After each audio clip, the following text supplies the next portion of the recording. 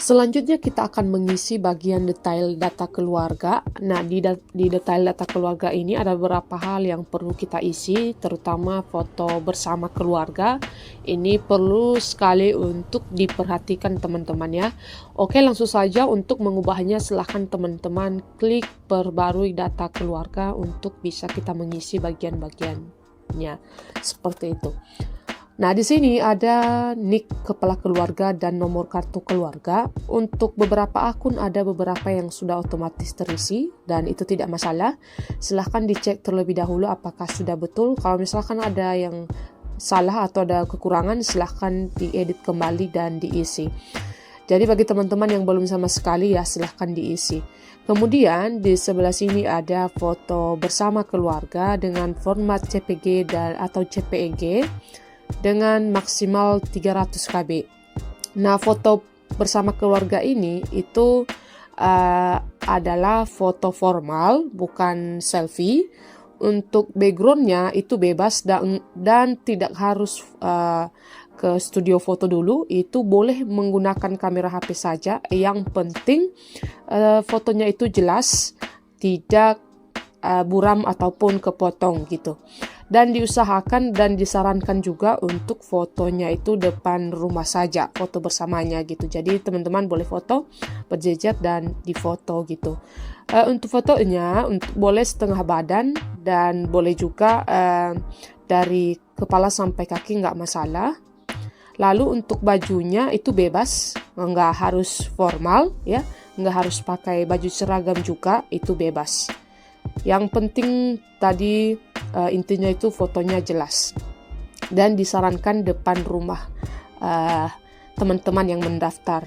Kemudian selanjutnya untuk foto ini, kalau misalkan ada beberapa mungkin ada yang mengatakan bagaimana kalau misalkan kami di kartu keluarga nggak lengkap, ada beberapa yang merantau dan itu tidak masalah. Silahkan diusahakan yang ada di lokasi dulu diusahakan sebisa mungkin untuk ikut bersama gitu fotonya.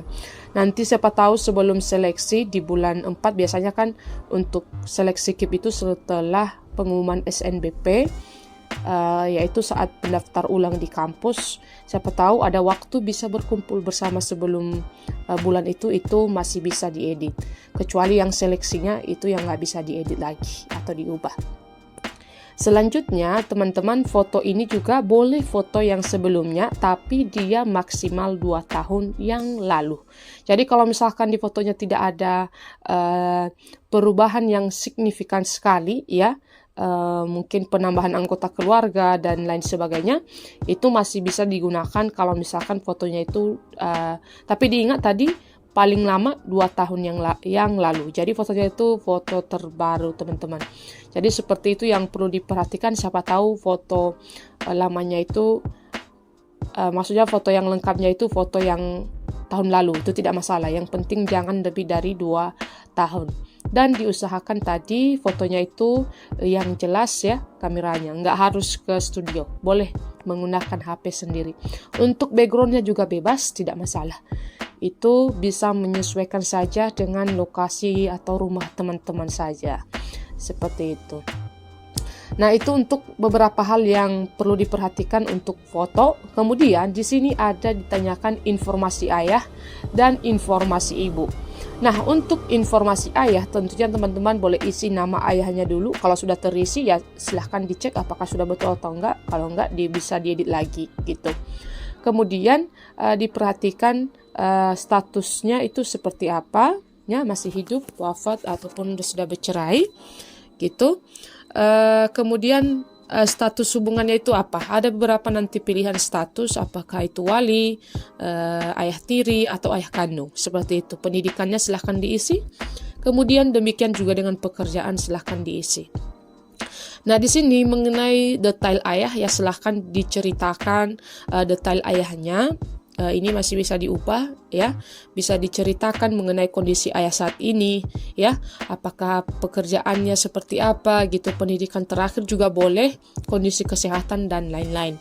Jadi di sini yang saya kasih itu rutinitas ayah saja sama kondisi kesehatannya seperti apa, itu yang saya jelaskan di detail yang saya isi ini. Demikian juga untuk ibu ya. Kalau untuk ibu ini jangan, kalau misalkan ibu yang sekarang ibu tiri, maka silahkan isi nama ibu kandung yang sebelumnya, karena di sini nggak ada status ibunya, apakah itu ibu tiri dan lain sebagainya, enggak. Jadi di sini tuh usahakan kasih nama ibu kandung, walaupun misalkan ibunya sudah tidak ada, ya kan nanti ada statusnya yaitu wafat. Nanti di detail ibu juga boleh diceritakan kalau misalkan ibunya sudah tidak ada lagi seperti itu atau meninggal. Jadi terkait detail ibu ini ya teman-teman boleh menyesuaikan dengan kondisi. Yang penting jangan kasih yang walia ataupun misalkan ibu tiri gitu, tapi langsung saja ibu kandung waktu masih ada. Tapi kalau masih ada ya udah langsung ibu kandung saja yang diisi. Seperti itu untuk pengisian informasi ayah dan juga informasi ibu. Untuk masalah tanggungan ini itu sudah saya sampaikan sebelumnya mengenai tanggungan keluarga. Itu kalau misalkan kita ibaratkan di dalam keluarga itu ada 3 orang anak, kemudian ada ibu, ada ayah, berarti 5 orang dalam satu keluarga. Tapi yang bekerja hanya ayah, tentunya ibu menjadi tanggungan ayah jadinya. Jadi yang menjadi tanggungan di sini itu sebanyak 4 orang. Tapi jika misalkan ibu sudah bekerja, ayah juga bekerja, maka yang menjadi tanggungan itu tinggal 3 orang, tinggal yang anak-anaknya. Lalu selanjutnya kalau misalkan ada salah satu anak yang sudah menghasilkan uang atau ada penghasilan sendiri, maka tentunya tanggungan di sini tinggal menjadi 2 orang.